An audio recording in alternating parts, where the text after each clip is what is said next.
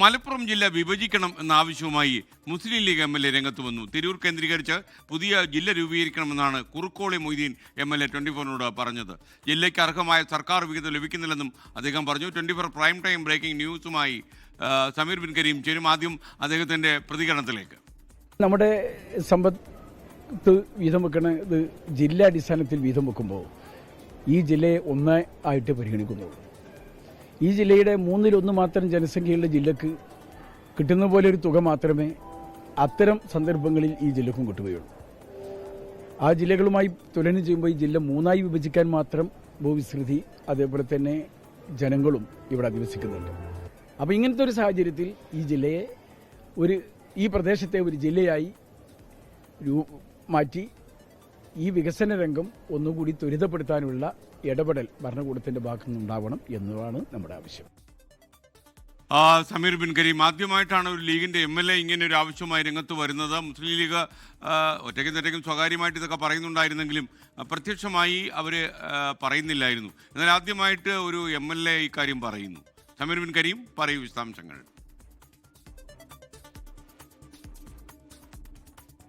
സമീപകാലത്തൊന്നും മുസ്ലിം league ഔദ്യോഗികമായി മലപ്പുറം ജില്ല വിഭജിക്കണമെന്നുള്ള ആവശ്യം ഇതുവരെ ഉന്നയിച്ചിട്ടില്ല എന്നുള്ളതാണ് ഏറ്റവും പ്രധാനപ്പെട്ട കാര്യം. ഇത്തരമൊരു സാഹചര്യത്തിലാണ് മുസ്ലിം ലീഗിന്റെ MLA കുറുക്കോളി മൊയ്തീൻ ഇത്തരം ഒരു ആവശ്യം മുന്നോട്ട് വെക്കുന്നത് എന്നുള്ളതാണ് ഏറ്റവും പ്രധാനമായി എടുത്തു പറയേണ്ട ഒരു കാര്യം എന്നുള്ളത്.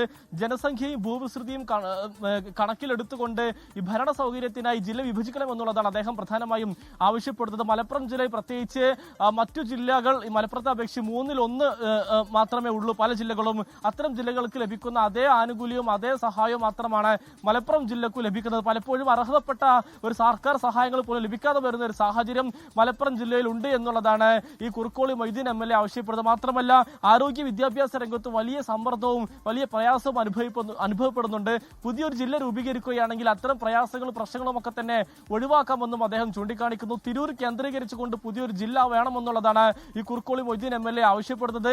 പ്രത്യേകിച്ച് തീരദേശം ഉൾപ്പെടെയുള്ള ഉൾപ്പെടുന്ന ഒരു മേഖല കൂടിയാണ് തിരൂർ. അതുകൊണ്ട് തന്നെ ഒരുപാടധികം പാവപ്പെട്ട ജനങ്ങൾ ഈ മേഖലയിൽ താമസിക്കുന്നുണ്ട്. അവർക്ക് കൂടി കാര്യമായ സഹായം ലഭിക്കുന്ന വിധത്തിലായിരിക്കും പുതിയ ജില്ല വരികയാണെങ്കിൽ ഉപകാരപ്പെടുക എന്നും അദ്ദേഹം ചൂണ്ടിക്കാണിക്കുന്നു. മാത്രമല്ല ഇത്തരമൊരു വാദം 900 കാലഘട്ടത്തിൽ മലപ്പുറം ജില്ല രജത ജൂബിലി ആഘോഷിക്കുന്ന സമയത്ത് തന്നെ മുസ്ലിം യൂത്ത് ലീഗ് പ്രമേയമായി ആവശ്യപ്പെട്ടിരുന്നു എന്നുള്ളതാണ് കുറുക്കോളി മൊയ്തീൻ വ്യക്തമാക്കുന്നത്. എന്നാൽ നിലവിൽ PMA സലാമിനോട് അടക്കമുള്ള നേതാക്കളോട് നമ്മൾ പ്രതികരണം തേടിയപ്പോൾ അത്തരമൊരു ആവശ്യം അവർ ഇപ്പോൾ മുന്നോട്ട് വെച്ചിട്ടില്ല. ഇതിനു മുൻപ് SDPI ആണ് ഇത്തരമൊരു ആവശ്യം അതിരൂക്ഷമായി ആവശ്യപ്പെട്ടിരുന്നത്.